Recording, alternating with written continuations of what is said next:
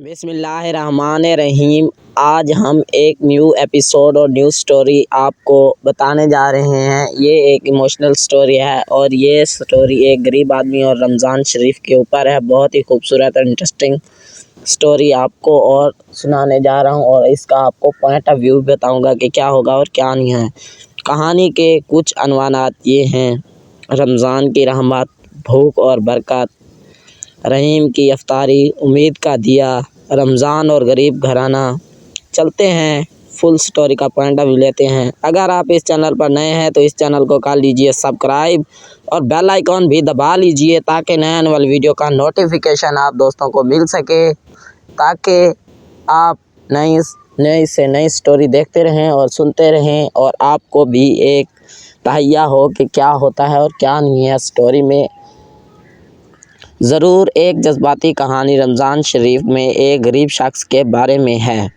رمضان المبارک کی بابرکت ساعتیں اپنے جوبن پر تھی۔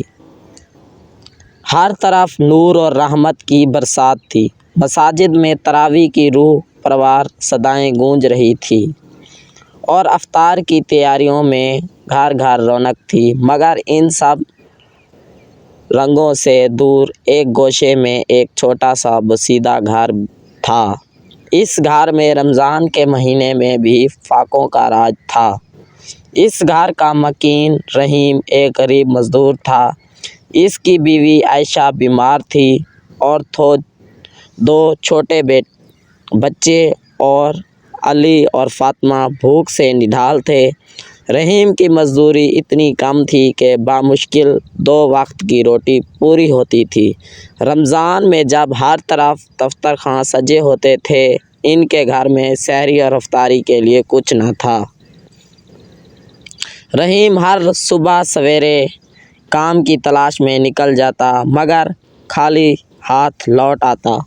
اس کے بچے فاطمہ اور علی روزہ افطار کے وقت گلی میں کھیلتے بچوں کو دیکھتے اور ان کے دل میں بھی رنگ برنگے کھانوں کی اور اسی کے ساتھ عائشہ بیمار ہونے کے باوجود اپنے بچوں کو تسلی دیتی اور کہتی، بچوں، اللہ بڑا رحیم ہے، وہ ہمیں ضرور نوازے گا۔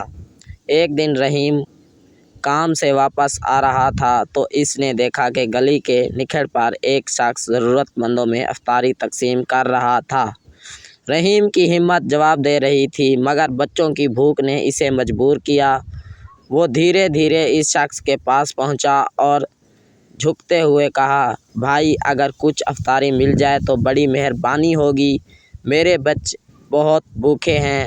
اس شخص نے رحیم کی حالت دیکھی اور اس کی آنکھوں میں آنسو آ گئے۔ اس نے رحیم کو گرم گرم پکوڑے، سموسے اور کھجوریں دی۔ رحیم کی آنکھوں سے بھی آنسو جاری ہو گئے۔ اس نے اللہ کا شکر ادا کیا اور تیزی سے گھر کی طرف بھاگا۔ گھر پہنچ کر رحیم نے بچوں کو افطاری دی۔ علی اور فاطمہ کی آنکھوں میں خوشی کی چمک تھی۔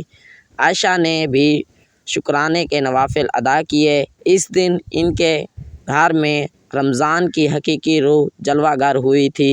افطاری کے بعد رحیم نے اپنے بچوں کو بتایا کہ اللہ ہر مشکل وقت میں اپنے بندوں کی مدد کرتا ہے۔ اس نے انہیں سکھایا کہ رمضان صرف کھانے پینے سے پرہیز کا نام نہیں بلکہ دوسروں کی مدد کرنے اور ان کے دکھ درد بانٹنے کا مہینہ ہے۔ اس واقعے کے بعد رحیم کی زندگی میں ایک تبدیلی آئی۔ اس نے محنت اور ایمانداری سے کام کرنا شروع کیا۔ اللہ نے اس کی محنت کا صلہ دیا اور اس کی زندگی میں خوشحالی آئی۔ رحیم نے بھی دوسروں کی مدد کرنا شروع کر دی اور رمضان کی حقیقی روح کو سمجھا۔